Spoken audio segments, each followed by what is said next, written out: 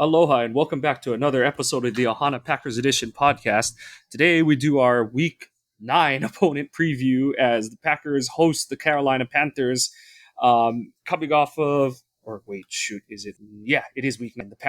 Panicked a little bit. The Panthers haven't had their bye yet, so I was like, oh no, how many games have we played? But it is Week 9. And yeah, the Packers are looking to go and keep their momentum going. Coming off the big win in Pittsburgh this past week, and you don't want to go and lay an egg against the lowly Panthers this week. So, Joe, are you feeling any better than you were on Sunday, health wise? Do I sound better? You do. Well, yeah, I mean, it's still there. I mean, I'm not testing positive for COVID anymore, so that's good. On the good side of things, but I still do feel some of it in my chest, and I do have an occasional cough, and I do have a headache, so it's not completely gone, but it's on its way. Well, we hope that you continue to recover as well as possible. And like I said, hopefully the Packers will continue to oblige, keep your spirits up with more wins on the horizon. As I said, excuse me, this is one of those, I think the Packers are past trap games at this point. You had the Cleveland game, that was a loss already. You had the tough road game in Arizona, the plane trouble, all that kind of stuff. And you come off a back-to-back road trip between that Arizona game and the Pittsburgh game. And so now it's like, can you get into a rhythm at this point? You have back-to-back home games this week against Carolina and then the Monday night game against Philly. So can you get into a rhythm in terms of your preparation and your execution, really use that to slingshot yourself into this November run? And it has been something that LeFleur has excelled at with his teams over his tenure as the head coach, and you hope to see it continue. Yeah, and on top of all that, you got to remember this is going to be the first time they wear their 23 uniforms. I see a lot of people are happy that when Romeo and them wear their Guardian caps, it's actually going to look like the helmets that they're using. So we did get a picture of that. And I am going to disagree with you a little bit on the trap game, because we've seen in the past where the Packers like to play down to their opponents. Even though this is a game that they should just dominate, this is the same Panthers team that they were supposed to dominate a few years back, and then it ended up being a down to the wire type. And now obviously they're completely different defenses than the past, different, most part different teams, but you still got to wonder about that. Yes, they played well enough against Steelers. Are they going to be able to put that same type of game against the Panthers? Yeah, and that's really just what you hope to find out about this team. You just don't want to have a repeat of some of the past transgressions, I guess, so to speak, with how they've handled or not handled success in the past. And just really want to see them continue on here. Like I said, you want to see them just continue to succeed, for lack of a better term. Just don't, like you said, I know that I'm here trying to be optimistic about it, but I know there is a nagging thought in the back of my head that, oh man, like, you really don't want to see them mess this one up. But, we'll see. That's kind of what Green Bay has. Like you said, it's kind of what Green Bay has and hasn't done in the past. And you just want to see them, improve as a team. But start off as we I usually just keep do. going back to the Avengers Hawkeye meme where, don't give me hope, because, eventually something's going to happen. It's like, God dang it, why did you do that friggin' thing? And so until they can show me, and the weird thing is, this has been the same type of Packers team for the last, I don't know, however many years. They have not played a complete game.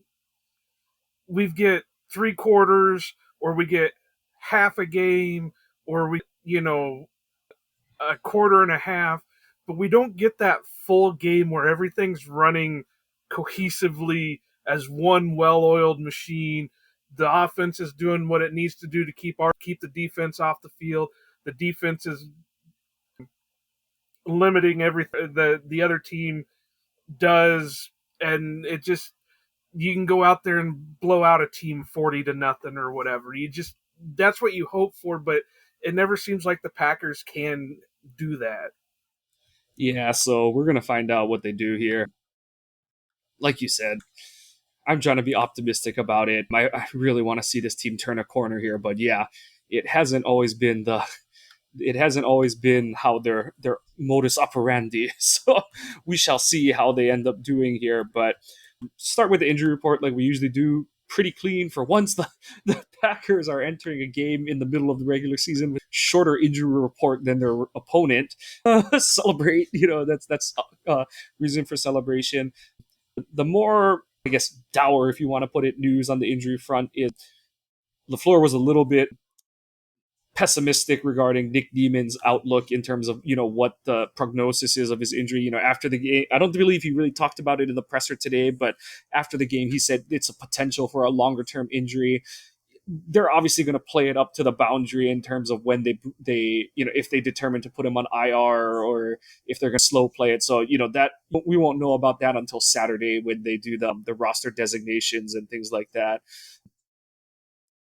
It And the thing is if it's as bad as it being an actual torn pec that he's not going to be able to do it, why not just go ahead and IR him? You don't have to make a roster decision to put anybody there, but IR him, let him get the surgery or whatever, and go on with it. But don't slow roll him. Just slow roll filling the position. Yeah. So we shall see. I think because it does kind of work out for them because I think Welch, he still has at least 2 call ups. I think he's only been called up once I so don't far think this he's season. been So used at all, has he? I thought he's been elevated. Great radio right now. Um, Yeah, I don't think he's been used at all. let's see. Oh, yeah, he has not. You are right. So, yeah, he still has all 3 of the elevations. So even if they were to put, Trust me, I would know when a even if Hawkeye is on the active roster. even if they were to put Neiman on IR, they could just fill 3 of those weeks with Welch call ups at this point. So they do have that option. If Or it's a if torn pec, he's pretty well done for the yeah, season. Um, I not that I'm a doctor or anything, but I'm pretty sure that surgery leaves him out for a long while. So it would be more than just an elevation yeah, thing I'm for trying to. Welch. It would be just to bring him up. I think Merciless tore his pec back in 2021, and it was around this time of the season, and he basically was out until they made the divisional game round. So that was like 2 months basically that he was out for, and so that's like the short end of things if Neiman were able to come back from that. So we'll see. And then Wicks, no update on Wicks regarding his chances of playing on Sunday. I would put him and Lucas in the they've been around a few years. So if they practice, you're listening to this on Thursday, hopefully. So if they practice Thursday, Friday, there's the chance that they would leave the door open for them to play. But based on the fact that we've got no update on Wicks, I kind of doubt he's going to play this week. The optimistic side of it is that LeFleur did say that Lucas is more day to day, but I do think that they slow play it. Even if he does practice Thursday and or Friday, I'm gonna assume they'll slow play it, and then because next week you have an extra day because the Eagles game is on Monday night, so you have one more day of recovery, rehab, and all that kind of stuff, and obviously more practice time if you just keep him off that foot for another week. So that's where I think they'll go. But it would be really nice if Lucas can make it back to practice at some point this week. For Otherwise, sure, but I want to say yeah, something about the Wicks thing. Isn't it kind of fun when Watson got hurt a lot, or Jair got hurt a lot, or all these others got hurt a lot? Well, he's in Marshawn Lloyd. We're dealing with the Marshawn Lloyd stuff right now. That a lot of people will come out and say, "Oh, well, he's injury prone. He's injury prone." I haven't heard that about Dontavian Wicks, and it seems like he's never healthy. yeah, he's So like as a rookie, he dealt with that weird shoulder injury where like I think it was the Panthers game where he like left at halftime because he like popped his I think he dislocated it or some crap like that. So sorry, and and then he has You dealt think with some he would be the weird sick one? soft tissue items injury the last couple of years. But yeah, I think it's because he's only missed like a game here or there, and it's not like when he has played, it's not like he's just totally a shell of himself. But yeah, you're right. It is just funny how different people approach different players in terms of their injury history and things like that. But to each their own.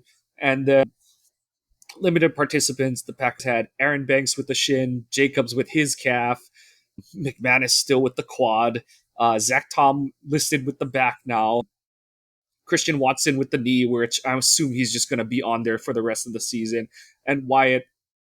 So no surprises for the Packer injury report. So I mean, it's kind of good news on that. One thing to note, or I guess two things technically to note, it is a good sign that both Warren Brinson and Matthew Golden are off the injury report after popping up on Friday. So take it as a sign that Golden made it through Saturday or Sunday's game with no setbacks, and Brinson. I've seen people question, if it was this or that, and I do think it was more of a because the injury propped up, they kind of just were like that made the inactive decision between him and Stackhouse for them on Sunday. I am curious which direction they're going to go this Sunday because on one hand, the Panthers want to run the ball. They like to run the ball. Rico Dowdle's having a good season. Chuba Hubbard has been injured, but he can, be a home run hitter. And so I am curious if they want Stackhouse's beef up front or because it looks like Bryce Young is going to play. He was a full participant in practice today. It does make you wonder whether they'll want Brinson's versatility and his agility, the ability to help attack and potentially contain Young in the pocket if they'll want that more than Stackhouse, who's only going to be a run stopper. So from an injury standpoint, we'll keep an eye on it as the week goes along, read out updates and all that kind of stuff. But for this point in the season, relatively clean for the Packers, honestly. Yeah, like you said earlier, it's kind of surprising that we're at this point and the Packers have a less amount of people on their injury report than the Panthers do. But Yeah. And so any of some these guys, notes. Oh yeah, go. I was just going to say, any of these guys could potentially play. I mean, even some of the DNPs, depending on how Friday goes for them. But Yeah, I uh, think the one update I saw is that their starting center, Cade Mays, is basically all but ruled out at this point. Taylor Moton, I think, is the other one who's not. It's or no, can't remember if they think Moton will be able to go or if they're not optimistic. And then it's Princely Umanmilen, the one Princely who I liked in the draft process. He is out this week, pretty much. So yeah, I'll try to find that tweet as we go through this episode again. Lost it, can't find it again. But well, health it's a standpoint, good thing for them that Bryce is going because Andy Dalton was a DNP with a right thumb injury. oh, he was bad on Sunday. He was so bad. like Well, there it's was, not just that, but if Bryce Young can't go, Andy Dalton can't go, they're down to their third string, and I don't know who their third string quarterback is. So, it's a good thing Bryce Young is trending in the right direction. I think they would be on whatever their practice squad quarterback is because they don't have one listed on. They don't have a third quarterback listed on their depth chart. But yeah, so going into this game, the Packers are likely going to face Bryce Young. As Joe kind of noted, the Packers unfortunately helped Bryce Young look competent as a rookie. One of the last of the Joe Barry, damn it moments. But this time around, I am more optimistic that Halfley is going to put a better stamp on this game and have a Hendon better Hooker is performance on out of their his youth. practice squad. Oh, there you go. So that would be who would likely come in as the emergency quarterback if it came to it. But you know, let's just hope that that isn't or I guess yeah, Oh, and like they got Mike White. oh Mike White and Hendon Hooker. yeah.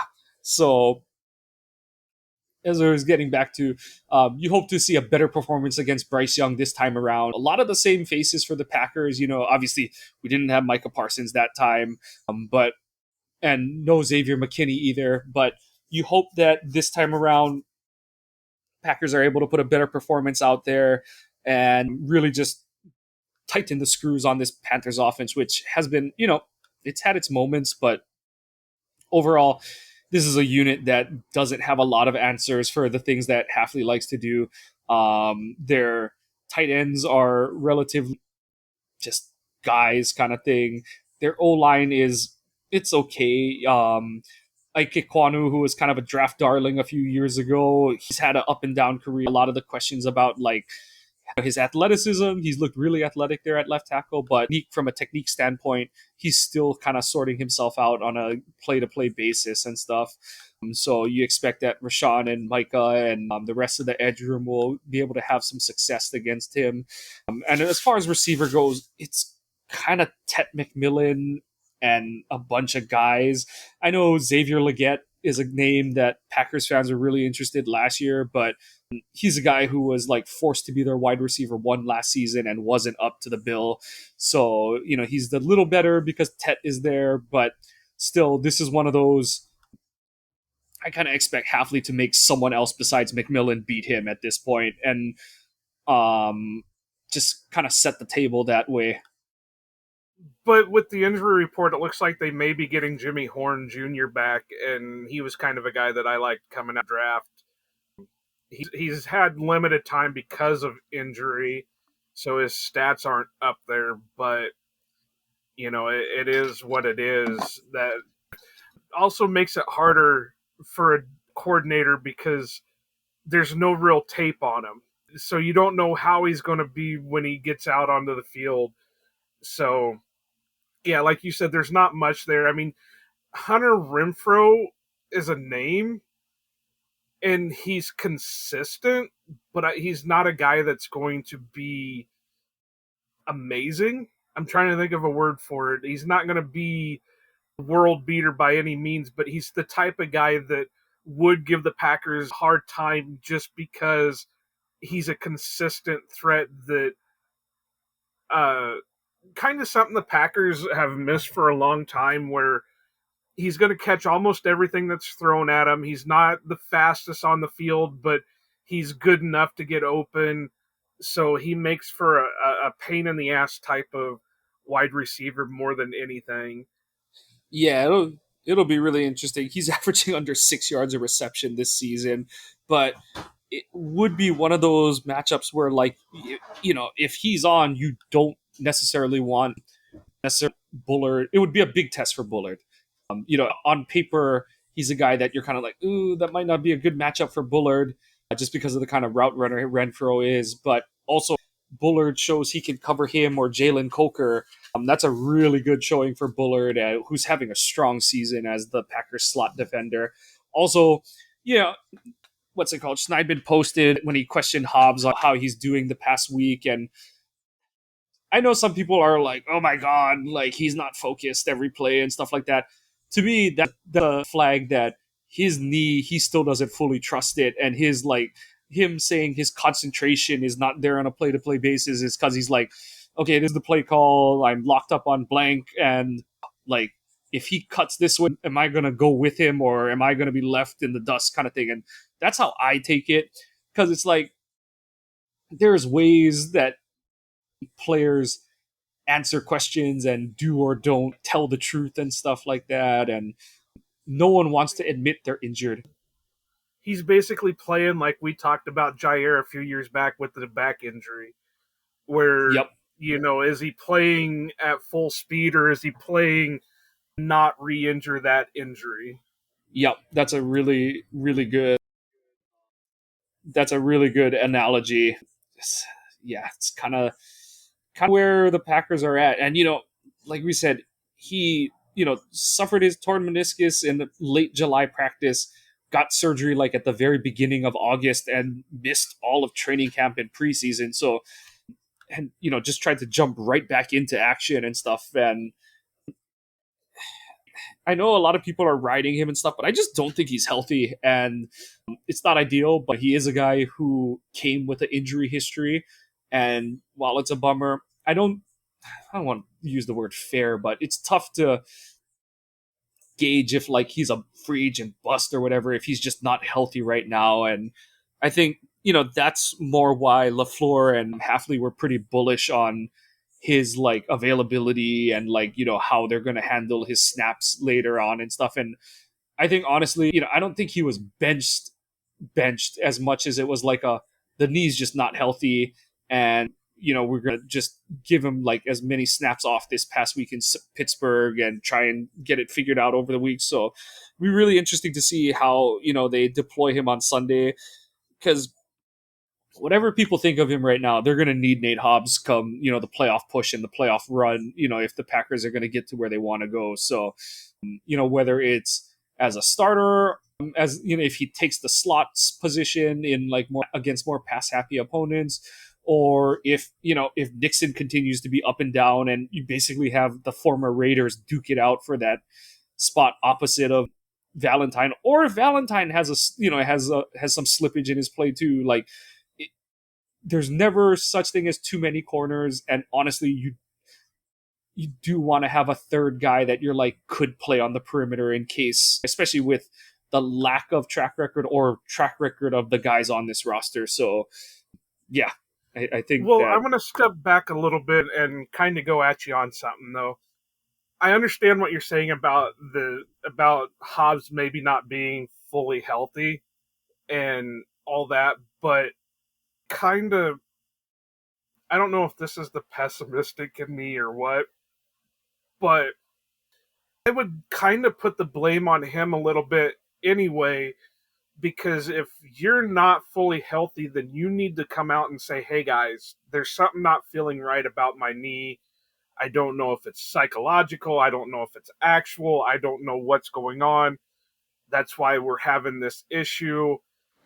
You know, let's obviously he's going to have to end up on the injury report, because if they don't put it on the injury report, then they can get in trouble. That's where he needs to be having this conversation with them and not continually going out on the field and not living up to any kind of expectations that they have for him. So while I get what you're saying, there's also the flip side. This is also his fault by not speaking up. yeah, that's We're true. grown ass men. Just like me being sick, when I go to work, I told the boss, hey, I'm coming in to do you a favor so you don't have to find a replacement for me. But I'm going to do the bare ass minimum because I feel like shit. It's the same kind of thing with him. He's getting paid 100 times the amount of money I'm making. He can do the same thing. Hey guys, I know I'm not living up to it, but there's something wrong with me. We need to get something. I need to be checked. Yep, that's very fair take on that side of it. But as much as we're talking about the Packers cornerback situation, where it's going to start for them is up front against this Panthers team. I kind of alluded to it earlier. They want to just put the ball in Dowdle and Hubbard's hands and have them just make their quarterback situation as irrelevant as possible. And it'll be on the Packers to, um, stifle that run game, which by traditional counting stats is the fifth best rushing attack in the league, just a hair under 137 yards per game. They run it just under 30 times per game. So, you figure there's like 65, 70 plays a game. They're at like on it would probably be a higher percentage of running plays if they had the lead in a bunch of these games, but they're forever playing from behind. Because like I said, especially when you're having offensive line issues, they're basically confirmed to be down their center this week, potentially without Taylor Moton, their right tackle. That's even more reason, especially against this Packers pass rush, which has seemed to find its fangs again the past few weeks. Don't want to be subjecting Bryce Young, who's coming off his own injury. I think it's an ankle sprain. Yeah, it was an ankle. Yeah, so you don't want him to get just bulldozed in the backfield in this game. So just really need to see where they're at, but the Packers are going to have to be sound in their run defense. I thought in standard formations they were solid against Pittsburgh, but when Pittsburgh rolled out their like jumbo packages where they use their backup guard as a extra tight end, they did have some issues with their run fits. It's partly the effect of Parsons trying to take inside tracks on guys, and partly because, like, try as he might, McDuffie is kind of undersized to be your Sam linebacker. He's a sawed off, like, not very tall, short armed guy. So when you ask him to try and take on tight ends, that's not his forte. He's more of a downhill thumper, not a like stack and shed at the line of scrimmage kind of player off the snap and stuff. So I am curious if, with Wyatt another week healthier, if Carolina tries to mimic some of what Pittsburgh did, if the Packers will employ some formations that Hafley did show in the preseason, where it was more of like a 5-2 look, where he had two of his ends and three of his defensive tackles on the field at the same time, or even, I don't think they'll do it too much, but you kind of line up like Rashawn and Parsons next to each other, and then you put either Inigbare or Sorrell on the opposite end, and then you just have two of the defensive tackles on the interior next to Gary and stuff. So just to get a little more beef up front, and then you just have Quay and Edge Cooper behind them to run and chase plays. And like I said, I think that's something that they couldn't really do last week because Wyatt was on some kind of snap count no matter what he says. So they just have a little more flexibility going into this game and how they're going to defend the run, because as a four-man pass rush unit, they should kind of have their day, and it's going to be more of a, are you going to be disciplined, try to rush down Bryce Young, or, you can't. He doesn't run that much as a pro, but he's still relatively athletic, even though he's a smaller quarterback, and you just don't want to give him opportunities to break the pocket and either extend plays to make throws down the field or just escape and run for yardage. He's averaged like 250 yards rushing a season. And for these kind of quarterbacks, as much as he's struggled overall as a passer, it's kind of weird how sometimes having rushing attempts makes these kind of quarterbacks feel a little more comfortable and at home in their element and stuff. So you want to keep him hemmed in the pocket and just get that interior push and just cut off his sight lines to his receivers and make the game hard for him, because for as good as they are running the ball, they're very lower third to lower end of the league in terms of their passing statistics. Like I said, for a team that spent as much time as it has trailing, they rank 29th and are under 180 passing yards per game. They're 28th in yards per pass. They're 25th in completion percentage, 20th in interception percentage, and 20th in sack percentage. So just a lot of chances for the Packers to create havoc on defense if they're able to stop the Panthers' run game, which, if there's an avenue for Carolina to make this game stupider and more interesting than it should, it's going to be if Green Bay is unable to stop their run game. Yeah, I was just kind of looking at their stats. Daddle's averaging 5.7 per attempt. That's like Aaron Jones type numbers right there. So you got to be kind of mindful on that. Chuba is a guy that I like coming out of college. Obviously, like you said, he's had some injuries and it's kind of held him back, but he's shown some flashes. I think the big thing is just, like you kind of said, containing Bryce Young, because depending on how the ankle is feeling and depending on how well offensive line is holding up, he's not going to be able to sit back and do anything. So he's going to have to be on the run a little bit more. Obviously, Micah's got some speed on him, so that's not a big worry. And your linebackers have got speed on them, so that's not a huge worry. But you can't.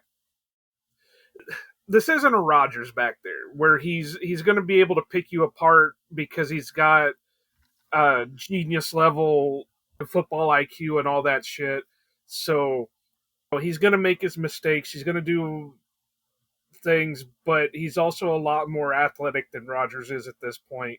So he's going to be able to break pocket. He's going to be able to get out and about, You just got to be able to contain them without destroying too much of your game plan. But again, on paper, this should be a no-brainer win, but just like I said, don't give me hope, because by the time I say all that, we'll get down to another 40 tie or whatever. Yeah, just like I said, just don't let them hang around. Just yeah, don't let this team hang around on you. So you just want to stay on top of them, keep them down, and just take control of this game. The Panthers weirdly have a relatively solid defense. They're very middle of the pack, just like dead middle third, maybe even slightly above average in terms of yardage and points allowed. Well, they're only allowing 310 yards per game, which is kind of weird when you consider that they're where they stand in the league at this point. And I know they're 4-4, but they've just gotten shellacked in certain games, so it's kind of funky that they have the stats they do. And so yeah, so they're 11, 11th in yards allowed, but 20th in points per game allowed at 24 per. And where they struggle is they struggle in conversion settings. So they're allowing 42% of third down conversions, which is 25th in the league, and 63% of fourth down conversions, which is 22nd in the league.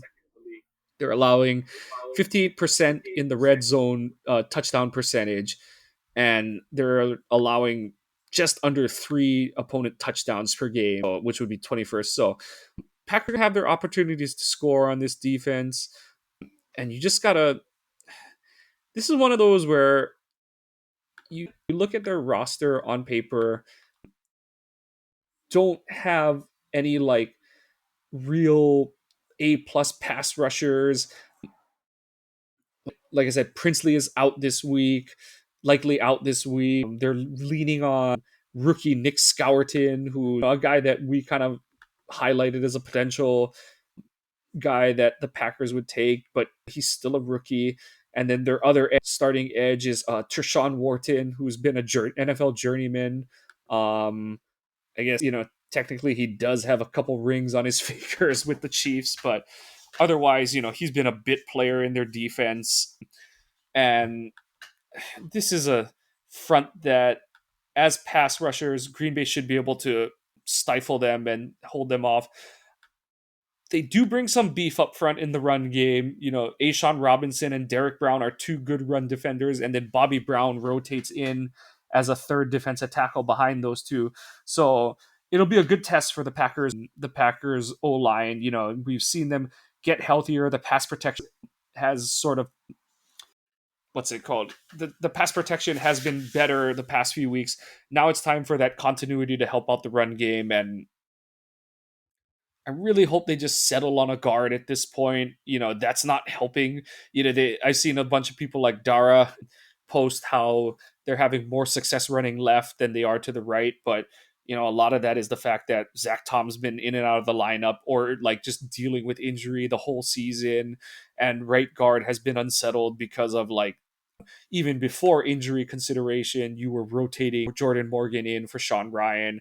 And then, you had the Banks injury and all that kind of stuff. So you've just been playing hot potato with the right side of your old line. So this is kind of honestly, I think it's a good thing that the Packers are facing this interior this week, because you go this week and then you face the Eagles with their former Georgia Bulldog tandem, Jalen Carter and Jordan Davis next week on Monday night. So this will be a good test for the Packers to see if they can get some movement in the ground game, hopefully push some bodies around, and see if it'll set them up for success down the back stretch of the season. So I'm hoping to see some movement in the run game and hopefully see it pay off for them as the season goes along.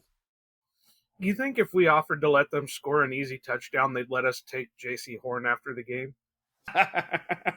Just don't let him leave the stadium. Just lock him in his bathroom stall.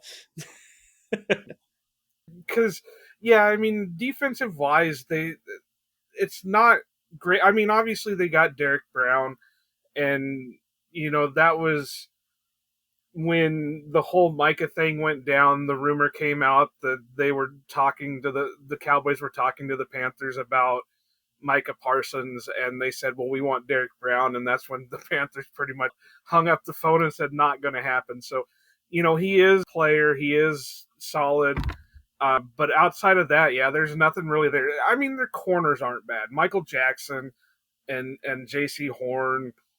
Uh, I definitely would take one of them right now over Nixon or Nate Hobbs, but like you said, just don't shoot yourself in the foot. Go out, make smart plays. Jordan's been kind of on a tear right now, so continue that.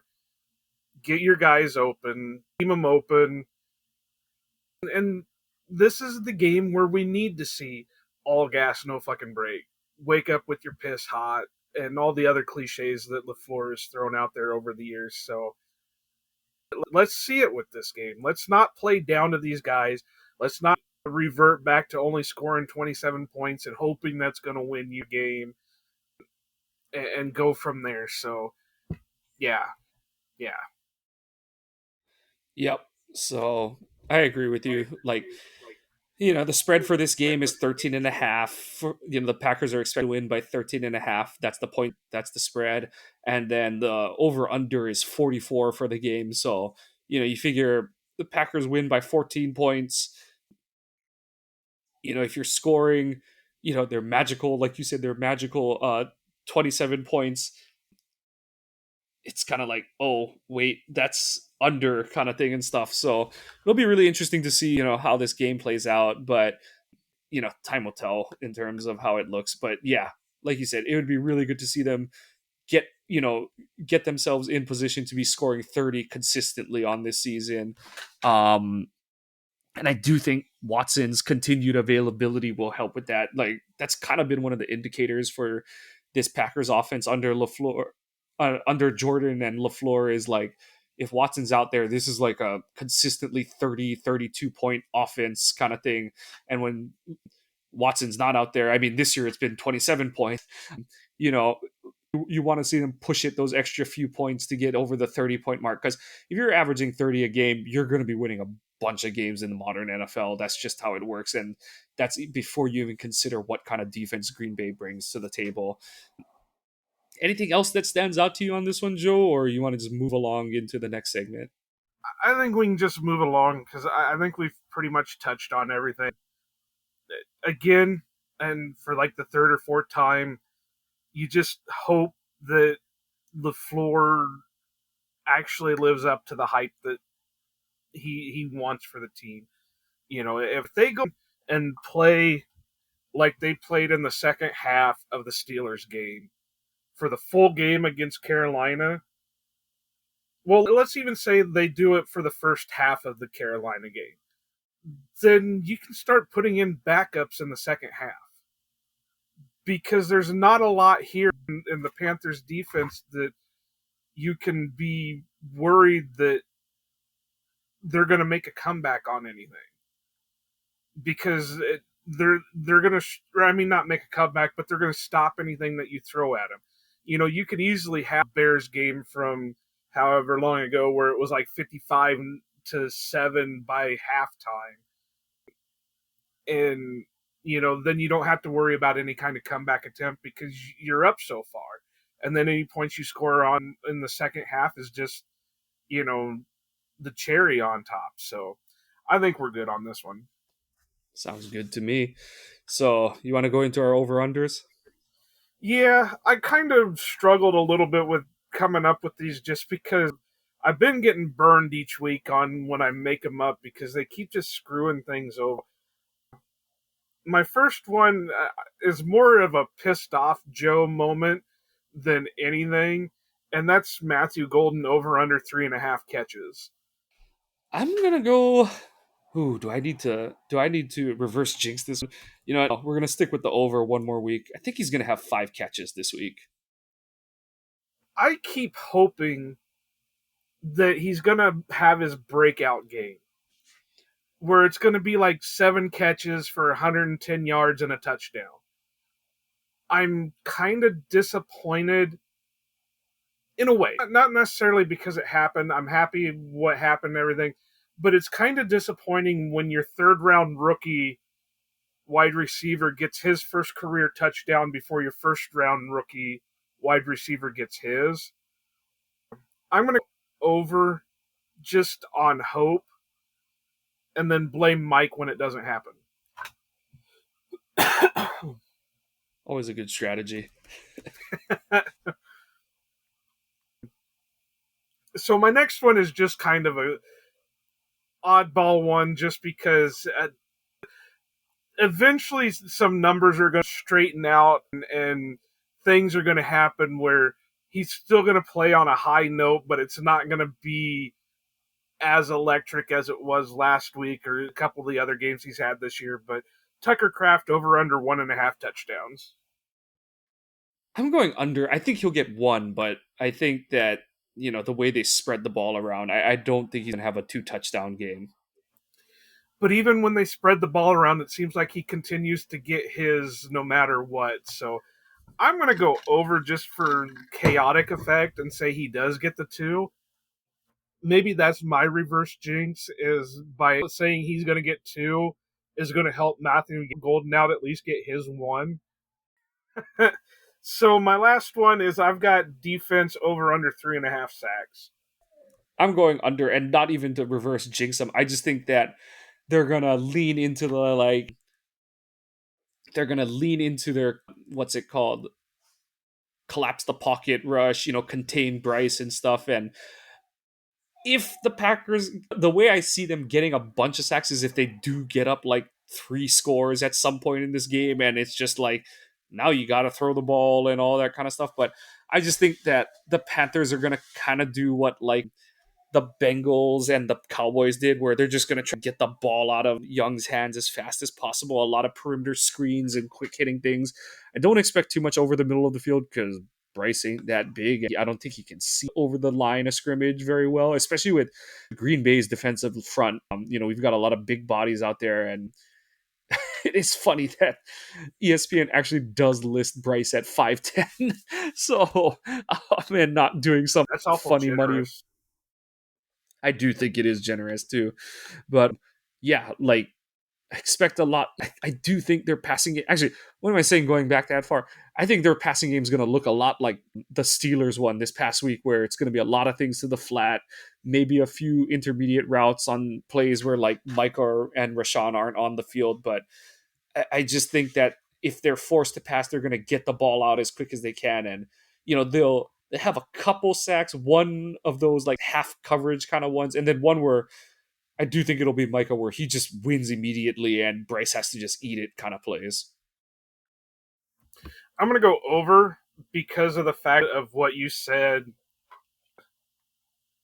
earlier about they're going to go up 2 or 3 scores, and that means that they're going to have to continue to throw the ball and not be able to lean on their run game. I kind of hope, I don't know if it's going to happen, but I do kind of hope that they have both Brinson and Stackhouse active. I haven't done the math in my head to see who would not be active for the game for that to happen, but I kind of hope that they do. That way they could help out a little bit, stop that run a little bit more, and it doesn't put that extra pressure on Devontae Wyatt. I'm going to go over. I'm going to say they're going to hit about 4, and I think Mike is good for about 2 of them. Well, and bring up how do they get to the inactives.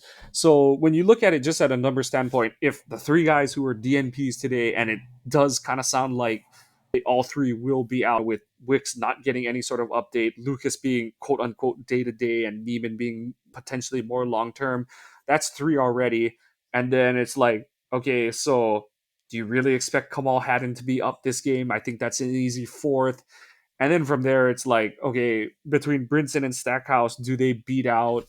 Let's see, hold on. Like, is a Donovan Jennings inactive or something like that? So, I don't know. It depends on how much that they think the Tom and Banks injury is going to affect things. Yeah, I think at this point, I think Banks is basically being listed for the sake of being thorough. I do think there's some, legitimacy to Tom's status, but I think overall they're fine with it.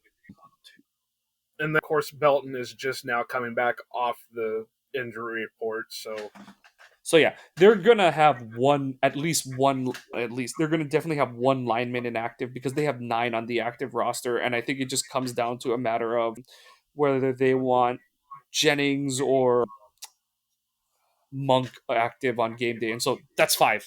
Like I just think that there is a very easy way to get to 5 inactive players that leaves you with both Stackhouse and Brinson up for this game, and like we both alluded to, the Panthers are going to want to run the ball, and you need the beef up front to stifle that run game. So this would be a good one to have all 5 defensive tackles active, especially because you're down Lucas, so you're not getting defensive tackle snaps from one of your edges who's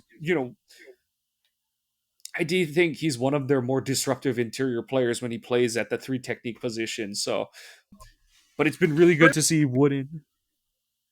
Yeah, limits. yeah. And then this is another thing, kind of like we pointed out to how, like, for the Packers interior O line, it would be a good warm up for the Eagles game. Obviously, the Panthers O line isn't anywhere near, but any reps you can get for the young guys, Stackhouse, Brinson, but also for Wooden, because he's still only this will only be his 8th game into playing like the majority of the nose tackle snaps in this defense. So the more reps you can get him, the more he can. And I think to me, Wooden's turned up his intensity and his impact the past couple weeks. He obviously had the stellar week 1, and then he's kind of just been a good soldier in the the middle portion of the games they played. But against Arizona and against Pittsburgh, he did start to flash again with more negative plays created and those kind of things. So want to see those tick up a little bit. And I think Brooks has really rounded into form the past 3 to 4 games. So want to continue to see that going. But also, we talk about it all the time. Brinson, Stackhouse, Savion, Golden. What do we always say? By the end of the season, when you're in the playoff push, you want those guys to be playing like 1-year vets, not rookies. So whatever snaps you can get those guys, legitimate snaps you can get them in the middle of the season, it can only benefit you down the home stretch of the season. God dang. Any other thoughts on this one? My partner and give I know it has been a lot of fun to go through all the like, this is who led the team in this stat last year, and this is how they were led that year, and blah blah blah, and all that kind of stuff. So it has been really good to see, and it's just really nice that the team is taking off at this point in time, and you just want to see them continue to raise their level of play as you get through the meat of their schedule at this point. Did you have anything else on this game, or did you want to just kind of start to put a bow on and get you some rest for the night? No, I think we're good. Other than Tuesday, I think it is the trade deadline. So I know there are the rumors that the Packers have been making phone calls. Easton Butler still holds out hope that they're going to be signing Asante Samuel Jr. because he keeps posting continual updates. I think the last one was that he's just now been cleared for workouts. He's probably not going to sign this week, but look ahead for next week, and it's like, well, if he just now got cleared for workout, then he does nothing for what the Packers need this year. So, yeah.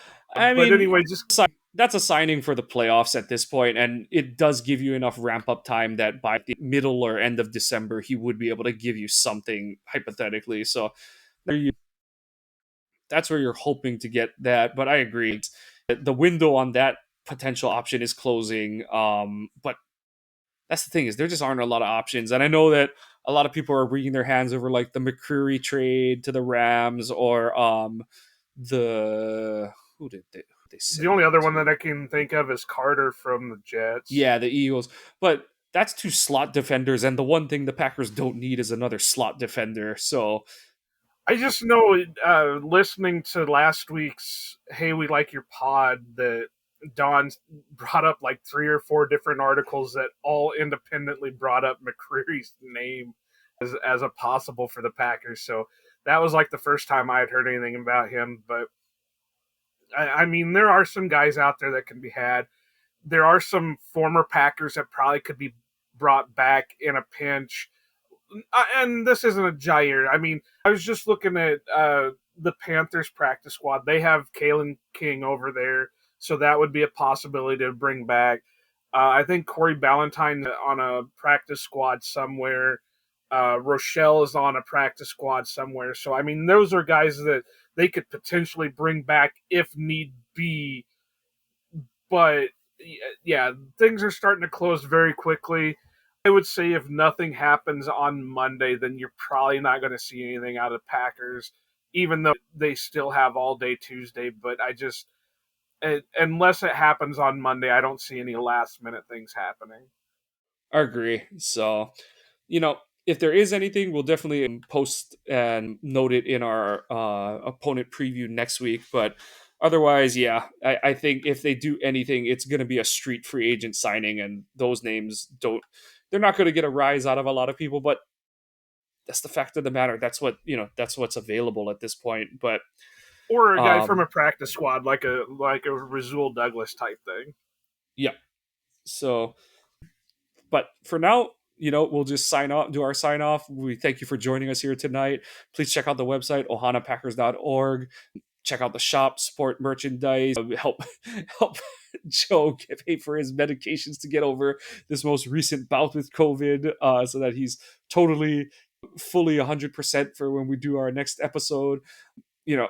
As fitting as it is, he has the Tucker Craft line ready to go for you on the shop. So support us there. Articles are going up. One thing, let's do a programming note before I completely forget. So Sunday is a noon game. Brian and I will probably go live about an hour after the game ends. I'll have to talk to Brian on that to make sure, but that's what it looks like. But because the following week is a Monday night game, there will not be a new episode on Monday. It will come out the next morning on Tuesday. I haven't decided if Mike and I are going to do like a midnight live stream yet or not, just to do it, or if we're just going to say no live stream because it's a Monday night game and just do our normal episode for Tuesday. That's something Mike and I will talk about, but I just want to do that before I completely forget about it. That we will most likely go live following the game, do our post game show, and then episode come out on Monday. But the following week, because it is a Monday night game, there will be no episode on Monday. It will come out on Tuesday. Good catch. That's why he's the boss. Please follow us on our social medias at Ohana_Packers on Twitter, at Ohana Packers Edition on Instagram. Please follow us on Facebook. So, when we do those live shows, like Joe is mentioning, that we can stream them to Facebook as well. On Blue Sky, we do not have a Ohana Packers Edition account. Just follow me over there. Just follow, yeah. On there. Yeah. Just follow us individually on there. Joe is much more active than I am on that site, but I do mosey my way over every once in a while. Excuse me. Please follow the podcast on your favorite podcasting apps. Give us a like and a subscribe. And you can message any of us directly, message the social media accounts. If you have any topics, questions you want answered on the show or discussed, please help us out. That way we want to create the content you're looking for. The Packers look to stay atop the NFC, not just the North, but the NFC conference with another win. They pushed the record to 6-1-1 against the Panthers on Sunday. Go Pack Go, and aloha.